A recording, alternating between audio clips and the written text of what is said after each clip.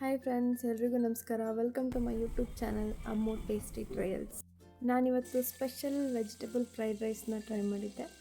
ಬನ್ನಿ ಹೇಗೆ ಮಾಡೋದಂತ ನೋಡೋಣ. ಫಸ್ಟಿಗೆ ನಾನು ಆಯಿಲ್ನ ಆ್ಯಡ್ ಮಾಡಿಕೊಂಡು ಅದಕ್ಕೆ ಗ್ರೀನ್ ಚಿಲ್ಲಿನ ಹಾಕ್ಕೊಂಡಿದ್ದೀನಿ ಮತ್ತು ಆನಿಯನ್ನ ಆ್ಯಡ್ ಮಾಡಿಕೊಂಡು ಅದನ್ನು ಸ್ವಲ್ಪ ನೀಟಾಗಿ ಫ್ರೈ ಮಾಡ್ಕೊಬೇಕು.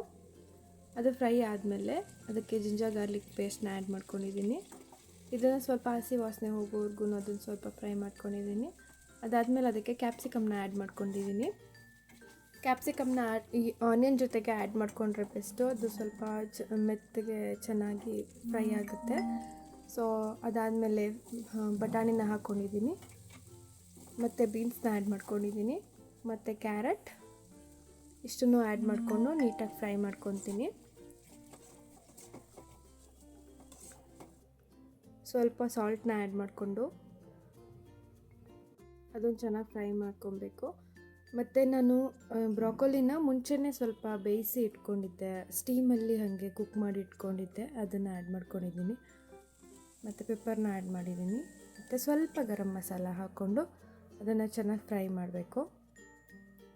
ಮತ್ತು ಸಾಲ್ಟು ಬೇಕಂದರೆ ಆ್ಯಡ್ ಮಾಡ್ಕೊಳ್ಳಿ. ಮುಂಚೆ ನಾನು ಸ್ವಲ್ಪನೇ ಆ್ಯಡ್ ಮಾಡಿದ್ದೆ, ಅದಕ್ಕೆ ಇವಾಗ ಸ್ವಲ್ಪ ಜಾಸ್ತಿನೇ ಹಾಕ್ಕೊಂಡಿದ್ದೀನಿ. ಇದು ಚೆನ್ನಾಗಿ ಫ್ರೈ ಆದಮೇಲೆ ಅದಕ್ಕೆ ಆಲ್ರೆಡಿ ಬೇಯಿಸಿಟ್ಕೊಂಡಿರೋವಂಥ ರೈಸ್ನ ಹಾಕ್ಕೊಬೇಕು. ಅದನ್ನು ಹಾಕ್ಕೊಂಡು ಚೆನ್ನಾಗಿ ಮಿಕ್ಸ್ ಮಾಡ್ಕೊಬೇಕು. ಇದನ್ನು ಫುಲ್ ಚೆನ್ನಾಗಿ ಮಿಕ್ಸ್ ಮಾಡಿಕೊಂಡು ಸ್ವಲ್ಪ ಸಾಲ್ಟ್ನ ನೋಡ್ಕೊಂಡು ಆ್ಯಡ್ ಮಾಡ್ಕೊಳ್ಳಿ. ಮತ್ತು ಮನೆಯಲ್ಲೆಲ್ಲ ಎಷ್ಟೊಂದು ಜನ ಮಕ್ಕಳು ತರಕಾರಿ ತಿನ್ನಲ್ಲ ಅಂತ ಹೇಳ್ತಾರೆ. ಅಂಥ ಮಕ್ಕಳಿಗೆ ನೀವು ಈ ಥರ ಮಾಡಿಕೊಟ್ರೆ, ಸ್ವಲ್ಪ ವೆಜಿಟೇಬಲ್ಸ್ನ ಜಾಸ್ತಿ ಆ್ಯಡ್ ಮಾಡಿ ಈ ಥರ ರೈಸ್ನ ಮಾಡಿಕೊಂಡ್ರೆ 100% ತಿಂತಾರೆ. ಇದನ್ನು ತುಂಬಾ ಈಸಿಯಾಗಿ ಮಾಡ್ಕೊಬೋದು, ಜಾಸ್ತಿ ಟೈಮ್ ಕನ್ಸ್ಯೂಮ್ ಆಗೋಲ್ಲ. ಇದನ್ನು ಮಕ್ಕಳಿಗೆ ಮಾರ್ನಿಂಗ್ ಬ್ರೇಕ್ಫಾಸ್ಟಿಗೆ ಆರ್ ಲಂಚ್ ಬಾಕ್ಸಿಗೆ ಆರ್ ಡಿನ್ನರ್ಗಾದ್ರೂ ಮಾಡ್ಕೊಂಡು ತಿನ್ನಬಹುದು.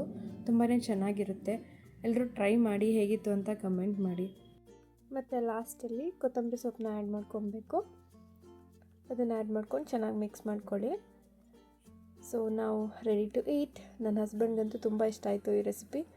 ಎಲ್ಲರೂ ಟ್ರೈ ಮಾಡಿ ಹೇಗಿತ್ತು ಅಂತ ಕಮೆಂಟ್ ಮಾಡಿ. ವೆಜಿಟೇಬಲ್ಸ್ನ ಇಷ್ಟಪಡೋರಂತೂ ಈ ಥರ ಮಾಡ್ಕೊಂಡು ತಿಂದರೆ ತುಂಬ ಚೆನ್ನಾಗಿರುತ್ತೆ. ಎಲ್ಲರೂ ವಿಡಿಯೋ ನೋಡಿ ಸುಮ್ಮನೆ ಆಗಬೇಡಿ. ಒಂದು ಲೈಕ್ ಕೊಡಿ, ಶೇರ್ ಮಾಡಿ ಆ್ಯಂಡ್ ಸಬ್ಸ್ಕ್ರೈಬ್ ಮಾಡೋದು ಮರಿಬೇಡಿ. Thanks for watching.